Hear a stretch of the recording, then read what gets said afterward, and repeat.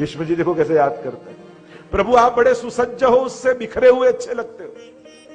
विष्णु जी याद करे कि केवो મહાભારતના યુદ્ધ સમયે આપની ઝાંખી કરવાની જો આનંદ આવતો હતો, આમ ઘોડાની લગામ ખેંચીને રથને આમ લઈ જાઓ, આમ લઈ જાઓ, આમ લઈ જાઓ, અને એક પછી એક અર્જુન બાણ છોડતો હોય, એ ઘોડાઓની ખુરરતથી આખું શરીર આપનું મંડિત થયું હોય, કેશ વિખરાયેલા હોય, પરસેવે આપ રેપ જેપ એવું શ્રમવારી અલંકૃતાશે।